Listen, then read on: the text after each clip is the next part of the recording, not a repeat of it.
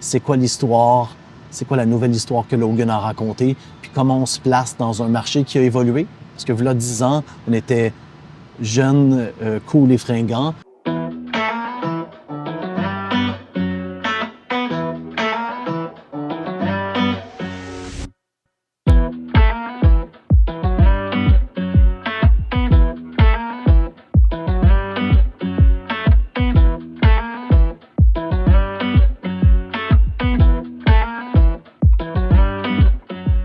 Sophie Ferredge, je suis directrice des installations et du développement. Marc a voulu qu'on rénove le restaurant et qu'on agrandisse. C'est surtout d'un point de vue technique, on agrandit pour les employés parce qu'on n'avait pas de salle d'employés, on n'avait pas assez d'espace pour que les employés travaillent adéquatement. Donc, on fait un agrandissement à l'arrière du restaurant.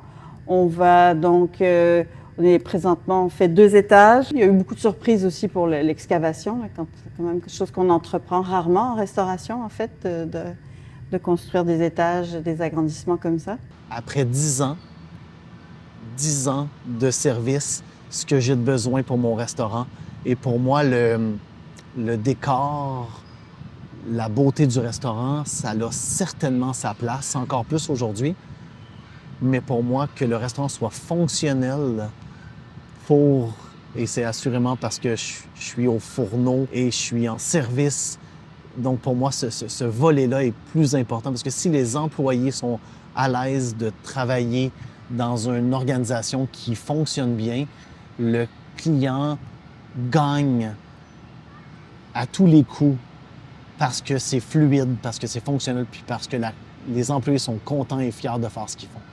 Donc, pour moi, d'aller chercher quelqu'un qui est Sophie, qui m'aide anyway dans le day-to-day de toutes les rénovations et la logistique de toutes les entreprises, c'était nécessaire qu'elle m'aide avec toute son expérience dans comment mener ce que des fois j'ai dans la tête, comment j'ai de la difficulté des fois à le verbaliser et la réalité du budget et comment ça va être fonctionnel. Et Kim, qui est notre architecte, vient un peu tout prendre, l'artiste en moi, le budget difficile et venir faire la part des choses et rendre ça unique et que ce soit pas uniquement un papa qui habille sa fille comme j'habille ma fille des fois avec des pantalons rouges, un chandail jaune puis une tuque bleue puis c'est fonctionnel mais esthétiquement ça fait aucun maudit sens et c'est pour ça que toute l'expertise de Kim de chez Appareil Architecture fait son sens dans mon côté d'artiste décousu des fois. Donc on a une différence de 8 pouces. Ils s'en sont rendus compte quand ils allaient commencer à monter les murs.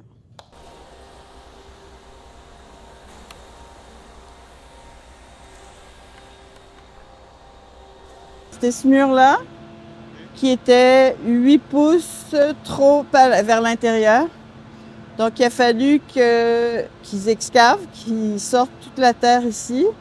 Sur le petit muret là-bas aussi, où est-ce qu'ils sont en train de travailler présentement, c'est là où l'escalier pour le deuxième va se reposer, ainsi que le cellier au deuxième. Donc on n'a pas le choix de changer, de modifier. Donc il faut qu'ils les coupent, puis qu'ils refassent un caisson pour recevoir le béton. Ça a été tout un travail à couper, là. C'est évidemment, il y a c'est du béton armé, là. Ils ont travaillé très fort pour le faire. Donc, mais on ne pouvait pas se passer des 8 pouces. On a essayé, j'ai calculé, j'ai vérifié pour voir si je pouvais le faire, surtout la chambre froide, le congélateur, je ne pouvais pas perdre d'espace. 8 pouces sur un agrandissement comme ça, c'est vraiment énorme. Donc, on a convenu avec Marc qu'il n'y avait pas le choix, il fallait refaire, puis c'est ça qu'ils ont fait. Je pense qu'ils avaient tous prévu prendre lundi, mardi, prendre un long week-end. Donc, du coup, on rentre tous lundi pour pouvoir décoffrer, isoler, remblayer, puis après, mercredi, ils devraient pouvoir commencer à monter les murs.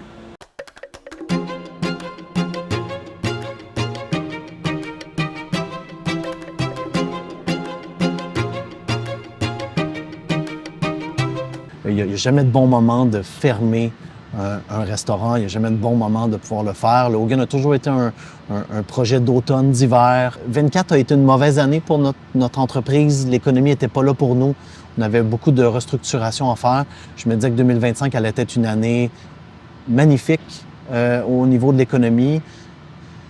Nos voisins du Sud nous ont emmené un brouillard, une incertitude, et je crois que de fermer dans cette économie un peu chambranlante est le bon moment. J'ai pensé à repousser la rénovation quand j'ai vu qu'on avait une économie qui était incertaine comme en ce moment. Donc je me suis dit, je change pas mon horaire, je ferme mon restaurant. Puis on avait déjà commencé à entamer les discussions avec les 40 employés du Hogan. On avait peu d'éclairage, on avait 2 luminaires. Donc là, ce qu'on est en train de faire, c'est qu'on rajoute des unités au mur. Et puis, le mandat donc, du luminaire de Nicolas Pomerleau, c'est de faire un luminaire qui va être en 3 pièces, qui va pouvoir éclairer la salle au complet. En fait, ça s'est super bien passé. C'est toujours une surprise quand on ouvre le four puis qu'on regarde le verre pour la première fois après avoir créé vraiment la forme. Très heureux du résultat, vraiment. Les deux plus petits formes, vraiment un beau succès. On a des belles formes organiques qui ont été un peu aléatoires, contrôlées. Le gros de 36 pouces, je pense qu'il y a un petit peu de travail à faire, mais la texture est vraiment forte et vraiment belle. Je pense que on est très heureux, Mila est très heureux. Je pense que pour le restaurant, ça va être super. Je suis content de ma première impression. Je suis content aussi d'avoir exploré ce type de technique pour le luminaire. C'est pas quelque chose que j'ai vu avant, donc je pense que ça peut être vraiment intéressant d'explorer. Je suis vraiment impatient de le voir installé. Je pense que ça va vraiment créer toute une impression. Je peux te montrer un peu, mais je pense que quand on regarde ça à travers la lumière comme ça, on comprend vraiment toute la magie derrière le concept. Et je pense que ça va vraiment créer un effet spectaculaire. C'est excitant de faire des trucs différents, mais des fois, c'est une problématique parce que les gens ne comprennent pas le matériau. Tu arrives avec une affaire qu'ils ont dessinée, puis c'est comme si c'est physiquement impossible. Là, il faut que tu le ramènes un peu, mais dans la partie où c'est faisable, c'est le fun de changer de traditionnel comptoir puis des marches qu'on fait normalement. C'est plaisant de pouvoir créer quelque chose dont on ne peut pas tout le temps savoir qu'est-ce que ça donne. On a tout le temps un aperçu, mais on ne peut jamais vraiment savoir le 100%. À la fin, quand on ouvre le four, c'est toujours une surprise. Mais bon, on se débrouille tous les deux ensemble, on fait du mieux qu'on peut, puis Nicolas, il prend ce qu'on lui donne. Parce qu'à un moment donné, on est comme limité aussi par le matériel, comme elle dit, tu sais. De réaliser un abat-jour en verre, déjà là, c'est pas facile. Parce qu'on le met sur une montagne comme vous avez pu voir. Puis on ne sait jamais si la montagne va se défaire à la chaude puis ça va tomber d'un côté. Fait que, ça va plier comme si... Oui. C'est un défi, mais c'est le fun à vouloir réaliser. C'est sûr qu'à partir probablement du mois d'août, septembre, on va commencer à rencontrer l'équipe. Au fur et à mesure que justement les rénovations vont aller de l'avant, on va pouvoir leur montrer les espaces. On a un espace qui est dédié aussi, qui n'est pas très loin du restaurant, où justement on va avoir des échantillons de vaisselle, des photos, l'idée de la salle à manger pour leur donner une idée de la chaleur, des textures, de tout ce qui va changer dans le restaurant et puis comment on va réussir à l'habiller. Puis aussi, à travers tout le processus comme tel, la réflexion qui est derrière, le choix des matériaux, le choix des artisans comme dans ce cas-ci. Tu fais demander à tous les jours, à toutes les semaines, pourquoi Hogan et Beaufort, cette histoire-là du travail de la terre, des agriculteurs qui étaient là avant et qui fait ce lien avec justement le travail avec tous les producteurs qu'on a. Mais on va faire ce clin d'œil-là aussi justement avec la firme d'architectes, avec les gens qui viennent apporter des pièces comme ça, qui ont cette idée-là. On pense à la personne qui fait notre vaisselle aussi. C'est une relation d'amour, je vous dirais, depuis une dizaine d'années. Puis on aime l'expliquer aux clients, puis ça fait partie de ce qu'on fait, de la réflexion, pas juste dans l'assiette, mais dans tout ce qui nous entoure, puis dans le restaurant au complet.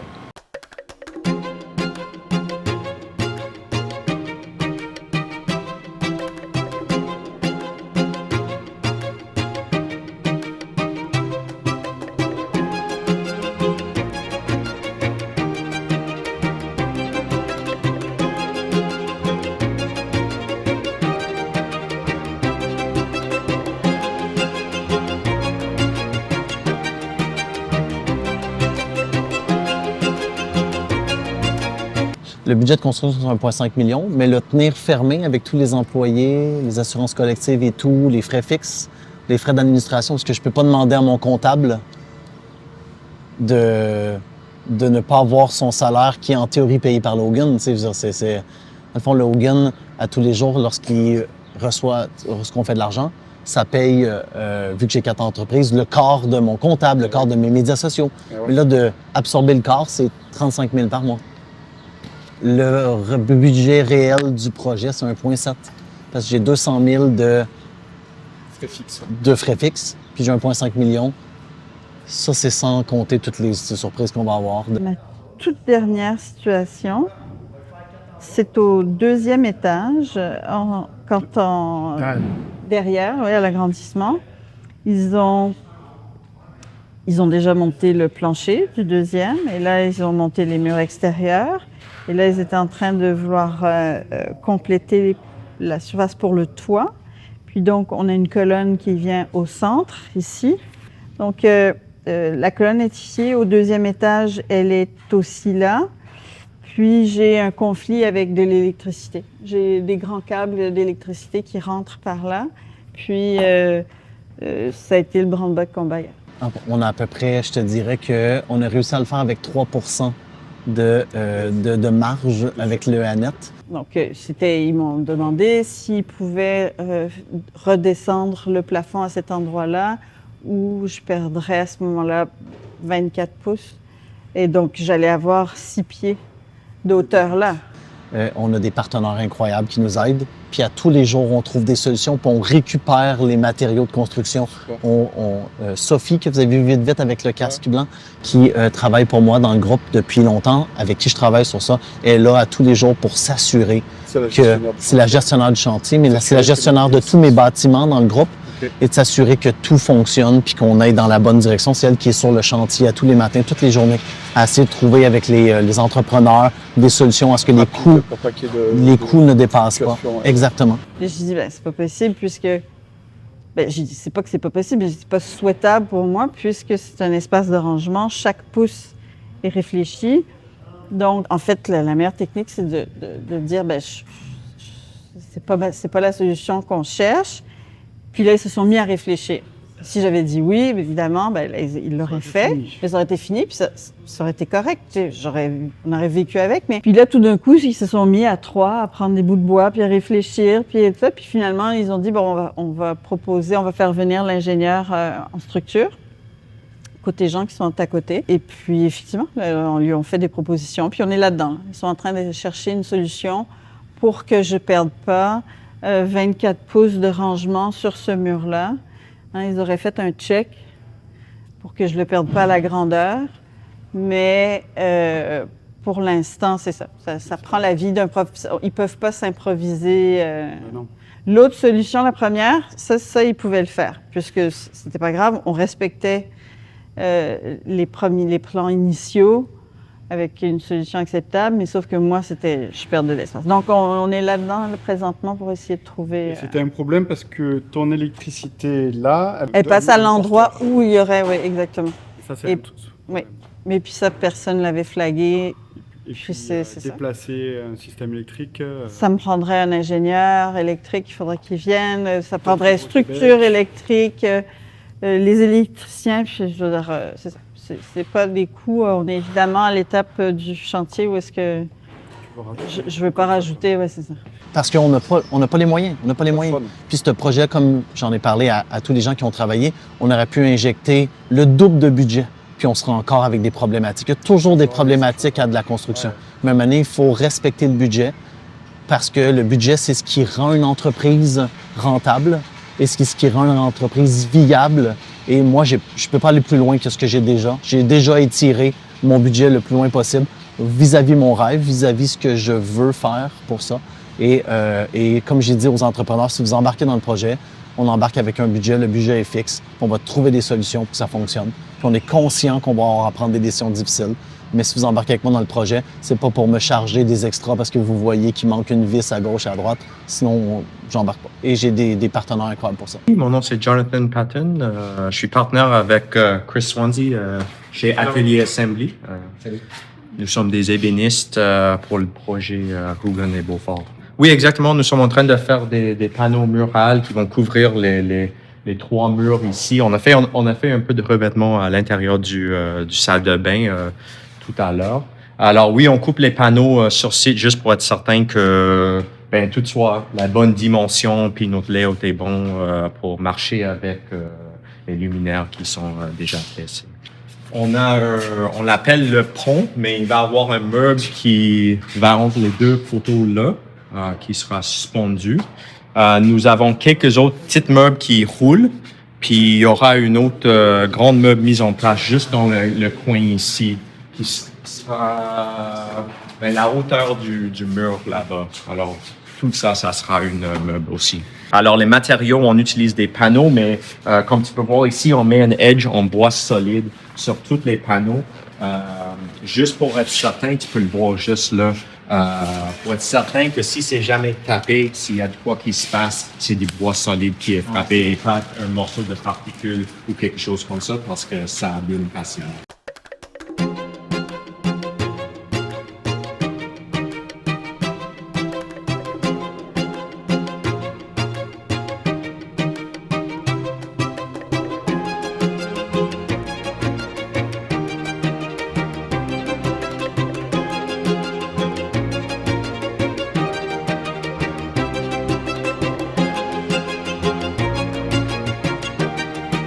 Oui, mon nom est Johnny, je suis surintendant, je suis le responsable de ce chantier-là, je travaille pour Sitcan.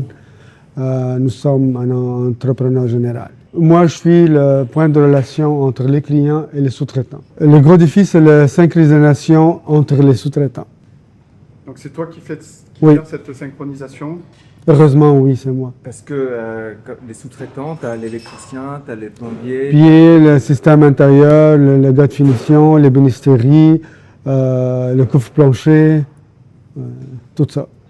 Je suis impliqué aussitôt que les plans sont sortis, mais je dirais un peu, même un peu en avant. Parce que toi, si mettons tu es là, tu as un problème, tu règles ce problème tout de suite, ou plutôt tu trouves une solution. À ce moment-là, ton rôle, tout le monde va voir que, mettons, Johnny, OK, il y a un problème, il a trouvé la solution, il a pris la décision, puis il l'a exécuté. Si, mettons, je suis pas là, le sous-traitant, il dit, c'est pas mon problème à moi. Il appelle le client va se stresser. Probablement, le client, il n'y a pas d'expertise ou il n'y a pas de... Sophie a d'expertise, elle peut prendre des décisions, mais quand même, ça prend quelqu'un comme moi pour lui accompagner. Alors aujourd'hui, on a beaucoup de gens. On a des gens de ventilation, on a de la réfrigération, on a des gens de plancher qui sont en train d'arracher du plancher qui s'est trouvé avoir un défaut dans certaines sections. Donc ils ont essayé de le sauver, on a discuté, puis on a décidé qu'il fallait l'enlever. Donc aujourd'hui, ils arrachent, ils sont en train de sabler, d'enlever l'adhésif. Puis vendredi, ils vont remettre, laisser le week-end sécher pour qu'on puisse marcher dessus la semaine prochaine. Tout avancé, voyons, ils ont vraiment fait un beau travail de stainless là. Où on a fait ouvrir la hotte, le travail là, c'est... Donc Sylvain, c'est le meilleur, il travaille avec nous. Regarde-moi ça. Elle est magnifique. Ah ouais, c'est une planche d'hôtel, ça. Bonjour, moi c'est Alexandre Fortier de Doyon-des-Prés. Je travaille étroitement avec Johnny et Sophie à la coordination là, des meubles, tout ce qui est équipement et du sur-mesure. Donc c'est ça, c'est moi qui fais le lien entre Doyon et l'entrepreneur général jusqu'à la livraison des équipements. Plusieurs équipements qui ont été faits sur mesure. Par le fabricant qui est Julien, puis nous on a fait l'installation. Bon, les espaces qu'on a prévus pour les drains ou les connexions soient au bon endroit. On a fait quelques modifications là, dans ce cas-ci, dans ce projet-ci, là, pour que tout rentre et fit comme il faut, si on peut dire. Est-ce que tu as un exemple de modification que tu as fait dans le projet? Oui, qu'est-ce qu'on a fait? Il y a la trappe à graisse, le couvercle qu'on a dû ajuster, là, parce que bon, on avait pris nos mesures de façon carrée, mais là, c'était un petit peu plus là, en angle. Là, les coins n'étaient pas tout à fait vis-à-vis. Fait que là, il a fallu qu'on refasse faire puis On a coupé une partie de la pâte. On a modifié quand même plusieurs meubles ici. Il faut s'assurer que j'ai fait aussi quelques petites erreurs ici et là. Mais bon, c'est ça. L'important, c'est de les réparer. Puis,